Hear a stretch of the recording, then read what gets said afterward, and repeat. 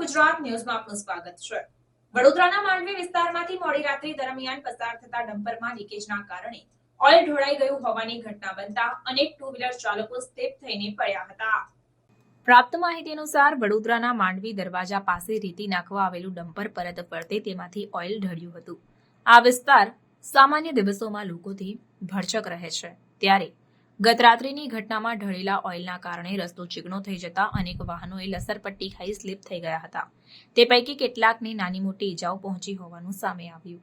Dumper ચાલકને રોકવાના સ્થાનિકો દ્વારા પ્રયત્નો કરવામાં આવ્યા હતા, પરંતુ તેમાં સફળતા પ્રાપ્ત થઈ શકી ન હતી। શહેરના માંડવી 4 દરવાજા વિસ્તારમાં ગત રાત્રિના સમયે ચાંપાનેર દરવાજા તરફથી ગેંડીગેટ દરવાજા તરફ એક ડમ્પર પસાર થયું હતું।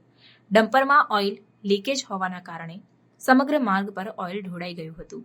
ઓઇલ લીક થતા રસ્તા પરથી પસાર થતા અનેક વાહનો સ્લીપ થવાની ઘટના સામે આવી હતી। રસ્તા પર પાણી ઢોળાયું હોવાથી સમજી ટુ વ્હીલર વાહન ચાલકો પસાર થતા જ સ્લીપ થઈને પડ્યા હતા। આપને જણાવી દઉં કે આશરે 30 થી 35 જેટલા વાહન ચાલકો સ્લીપ થઈને પડતા અનેકને નાની મોટી ઈજાઓ થઈ હતી, જ્યારે અંતે કેટલાક જાગૃત નાગરિકો અને પોલીસે જ્યાં જ્યાં ઓઇલ ઢોળાયું હતું ત્યાં બેરિકેડ્સ મૂકીને રસ્તો સુરક્ષિત કર્યો હતો। રિપોર્ટ નઝીર શેખ સાથે cameraman Arif Sayyed, secular Gujarat news, Vadodara. આ શું બનાવ બન્યું છે ને શું ઘટના થઈ છે?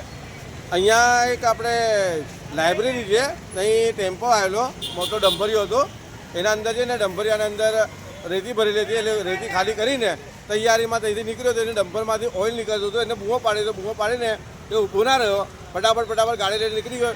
એ ચોખંડી સુધી આ જ પોઝિશન છે, અહીંયાથી 25 થી 30 માણસો પડી ગયા, બધાને અમે જ ઉપાડ્યા છે।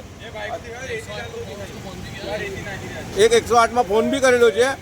એક નાનો છોકરો હતો 4 વર્ષનો, એ બી પડી ગયો, એમના હાથમાં હતો, બેનના હાથમાં, અમને અહીંયાથી ઉપાડ્યો એમને। સમાચારોની અવનવી અપડેટ્સ માટે જોતા રહો સેક્યુલર ગુજરાત ન્યૂઝ। સાથે સેક્યુલર ગુજરાત ન્યૂઝ ચેનલને લાઇક, શેર અને સબસ્ક્રાઇબ કરો અને બેલ આઇકોન દબાવીને સમાચારોની ઝડપી માહિતી મેળવો।